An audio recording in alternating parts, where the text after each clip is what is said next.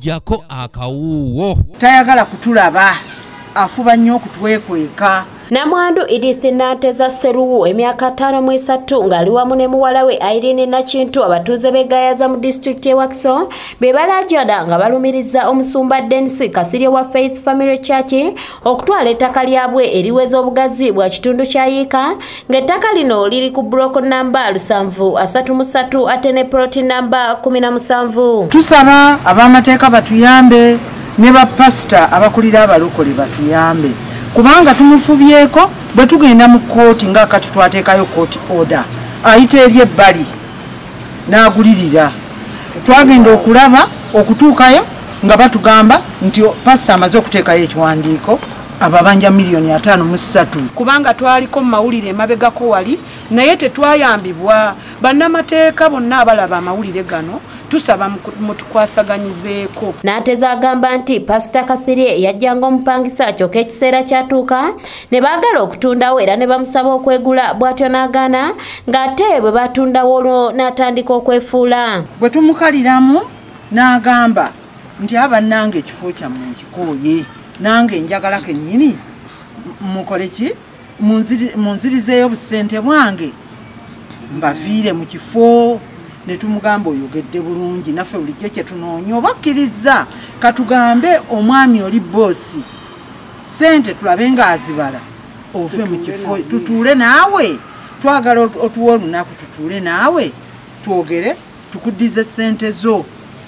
Bannange twakubira omwami boosi bwe twamukubira yagamba ekyo kirungi nkikkiriza atuule naffe nja musasula sente ze.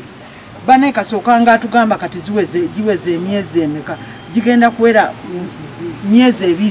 Nanteza agamba nti Pastor Kasirye yava ku ndagaano gye bakola bw'atyo n'atandika okukyusakyusa ebiwandiiko by'ettaka lino era nti ababanja obukadde 53 ekintu bo kye batakkiriza. Ekyasinga okutunyiiza omwami ono Pastor Kasirye kwe kusituka yekka ng'ate omwami oli boosi tamanyi ebyaffe tabimanyi ebyobupangisa. Twali tumanyi nti ajja kutugamba ffe kennyini tumukulembere tumutuuse waani ewa boosi waffe oyo eyagula ekifo ekyo. Kyatwewuunyisa yagendayo yekka n'atukubira nti namaze okugenda ewa boosi wammwe kati ebisigalidde mubikoleko naye. Kyetwava tukubira boosi. Boosi n'agamba nti biki bye yagambye mbw'alina emyaka mingi gino gyazza foojinga gino emyaka gye gikyaliyo mingi ekitali kituufu n'akamu. Muwala wa Nanteza Irene Nakintu agamba nti bagezezzaako okwagala okutuula n'omusumba Kasirye basobola okutuuka ku nzikiriziganya wabula ng'ono agenda maaso n'okubabuzaabuza ku nsonga z'agamba nti atubanja $5,300,000 ekitali kituufu kye tuwakanya mu mitima gyaffe kubanga amazima gafuula omuntu ow'eddembe. Pastor Kasirye yagaana okutuula naffe tugende ffenna ew'omwami oli eyagula tutuule mu maaso g'omwami ffe ng'abalandladies be ne Pastor Kasirye omupangisa waffe twogere buli omu ayogere ky'amanyi. Pastor Kasirye yeesitula ng'agenda wa mwami ono eyagula yekka ndowooza abeeko by'amugamba ebiremesa.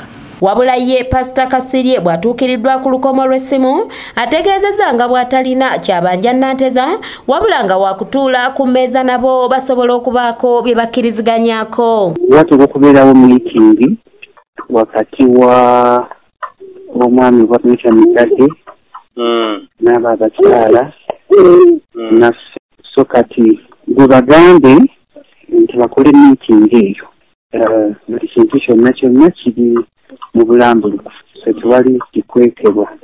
Sirina sente ze mbabanja ekintu ekiriwo nti nabasasula renti. Ajje Samuel yakusakidde eggulire lino ku lwa ABS Television.